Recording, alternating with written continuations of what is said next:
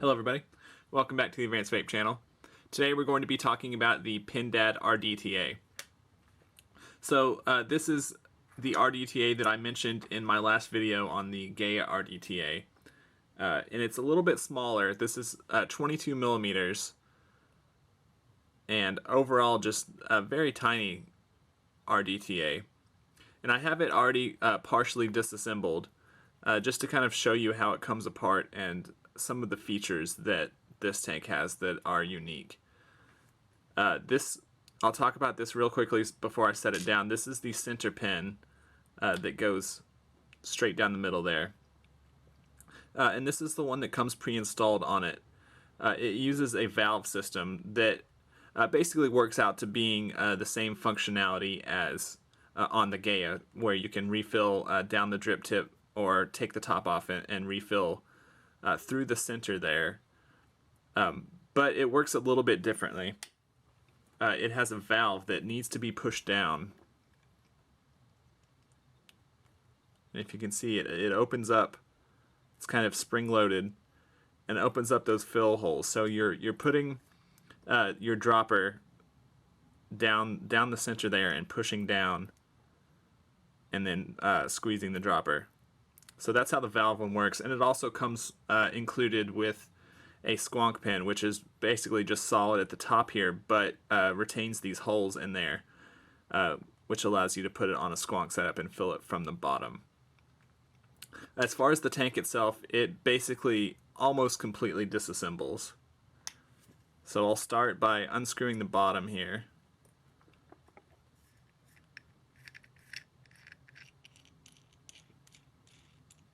And it just unscrews off of the 510 pin, leaving the tank section, which is acrylic if I'm not mistaken. It's definitely not glass. It would have been nice to have some glass in there, but because of this design I don't think they would be able to do glass. And we can take the top off here.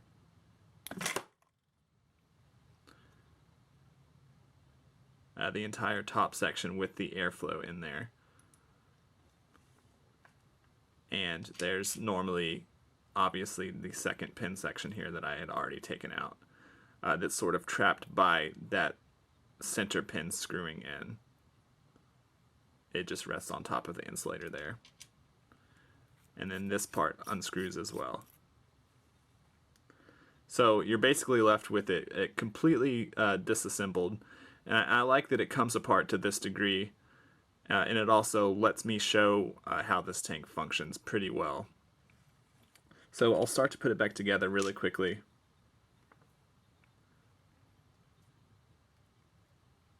This just screws back in there.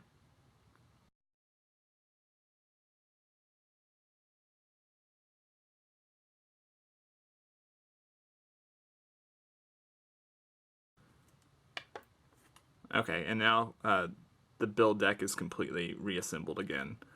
As you can see, the post holes on this are pretty tiny, and it uses flathead screws. So that's a step up from Phillips screws, but I would still prefer grub screws in there. But still, it's better than Phillips head screws. And you can see the fill ports here, kind of the same as the Gaia. And there's going to be your fill port.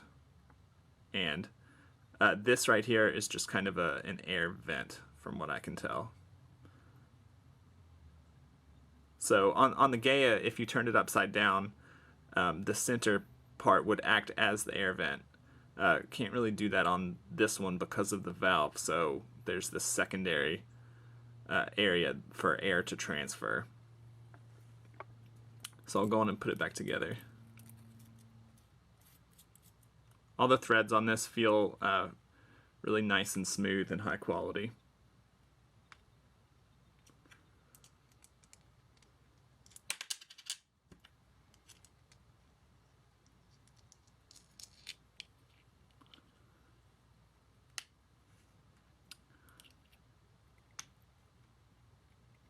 And this top locks into place to make sure that it's in the right spot.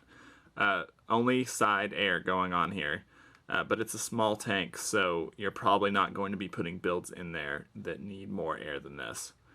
Staples are completely out of the question here, both because of these post hole size and the airflow amount. Single coil is most definitely doable on this. It comes with an adapter as well as a separate metal sleeve that goes in here that only has the air on one side. So I'm going to go on and get this put on the mod and get a build thrown in here really quick.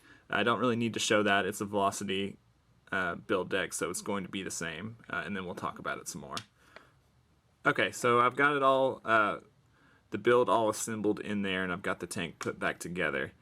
I went for a alien build on there with 6 wraps at 3mm, and I feel like that is probably right at the limit that you would want to do on this tank. So you have to be really careful with clearance with that top chimney section.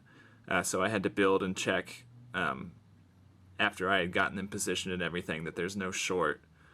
And this is okay, but with the airflow in there and the size of the deck, this is really about as big as you would want to go. As far as the actual wire, if you go any bigger, you're not going to be able to fit it in those post holes. As far as the build itself, too many more wraps, not going to fit. And the diameter, if you went wider, you would have trouble fitting the wick in there, or trouble with it wicking fast enough. So I feel like this is right at the limit that you would want to do on this, but it's kind of a pointless conversation really, because this is most definitely oriented towards smaller builds, kind of smaller setups, lower wattage, and to me it seems like the kind of thing that you would have a small build and a squonk setup on. And I'll talk a little bit more about the filling and whether or not you should get it for a squonk setup a little bit later. So let's go on and zoom in and race through the dry fire, and we'll get to wicking.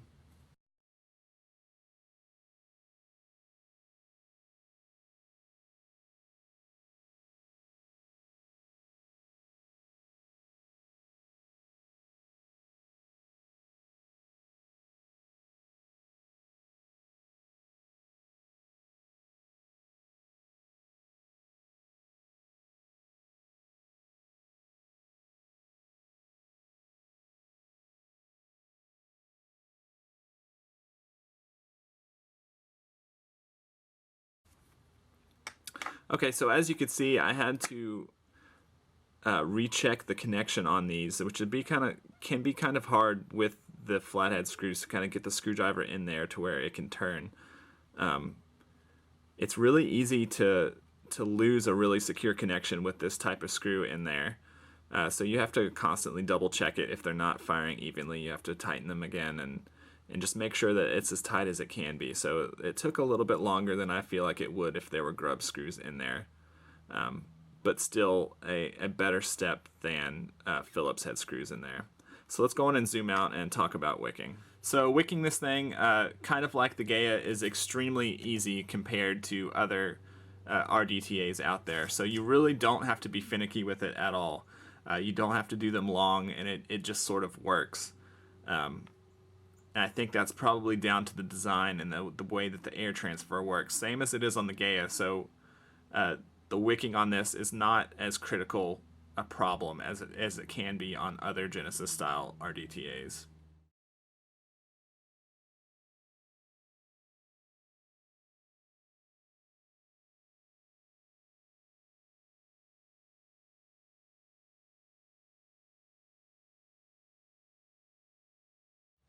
Alright, so I usually cut it right where those O-rings are, the teal O-rings.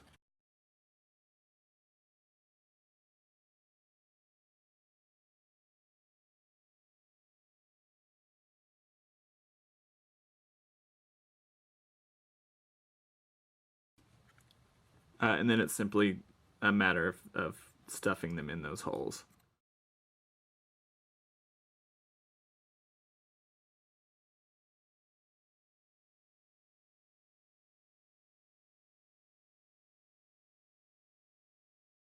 Alright, and now we're ready to prime and fill it.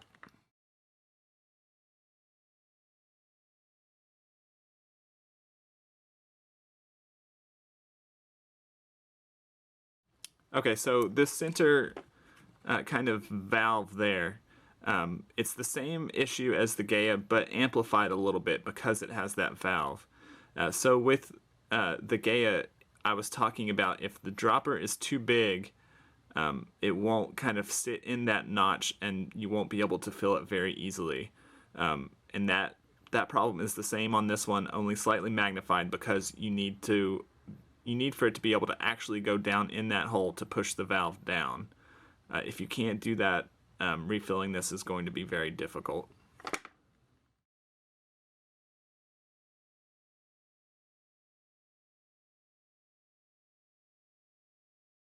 So not too difficult to fill on this one. It fit in there all right and actually started to slightly overflow at the very end there, going out of that air transfer thing. So I'm going to get my wicks cleaned up just a little bit.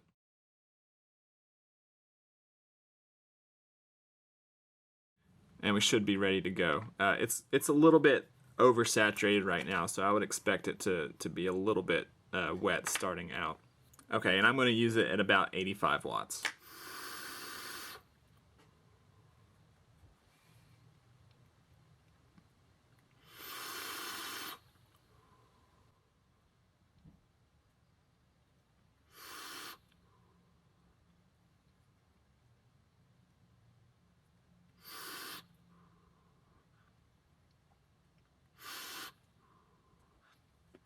So on this one, there is no need to turn it upside down that I've noticed.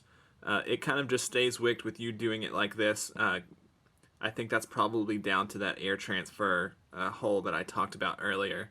But it just kind of stays at a constant saturation level as long as there's juice in the tank there, which really doesn't last very long. As you can see, it only holds somewhere around 2 dropperfuls of liquid, so it runs out pretty frequently.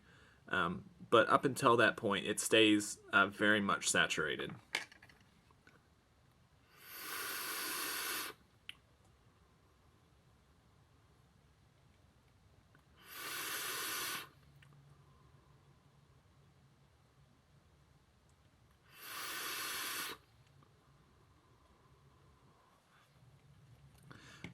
With this build in here, it's a really warm, dense kind of feel to it, but the flavor is completely top-notch, exceptional.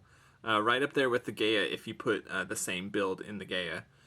So this can't do staples, but the build I have on here performs exceptionally well and better than if you put the same build and juice and everything into a different tank.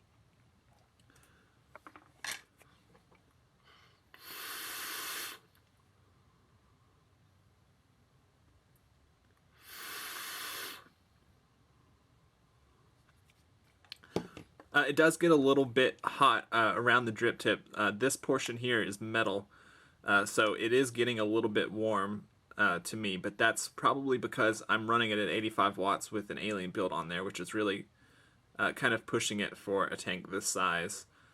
Overall, though, the flavor is excellent. I really like that warm, dense feel to it. That in that regard, this tank is right up there with the Gaia in terms of performance. But it has a couple issues around filling, mainly to do with that valve. So on a previous build that I did, this valve, I was using a bottle of juice that just happened to have a slightly large dripper. The glass at the end was a little bit bigger than how they normally are. And it didn't quite fit, and I'm sitting there trying to push that valve down, and the glass at the end breaks off. That only happened to me once, but you have to be really careful with using that valve. And that kind of leads me to feel like this tank is best served in a squonk setup. You have to refill really frequently otherwise. And to me, I feel like this tank would really shine on a squonk setup, like a Therian squonker, something like that. I feel like this tank would be at its best and a really awesome setup for that kind of mod.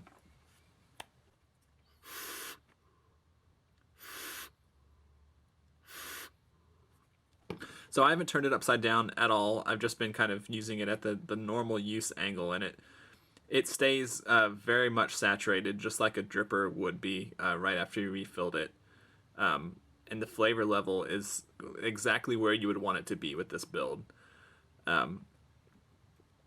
The refilling, like I said, can be a little bit of a hassle, but if you have a squonk setup, I really recommend this tank. Give it a try. Or even if you don't have a squonk setup and you don't mind refilling it, but you're looking for a small size atomizer that has really great flavor, it's a really good choice. I wish that this wasn't acrylic kind of plastic on there. I wish that it was glass or it had that option, but I don't think that's really possible with the design of this. And I wish that there were some grub screws in there instead of flathead. But aside from those little kind of design quirks, I'm really happy with this tank, and I've been using it every day since I got it. I feel like this and the Gaia are right at the peak of RDTAs right now. I haven't personally experienced better off of any other RDTA in terms of flavor.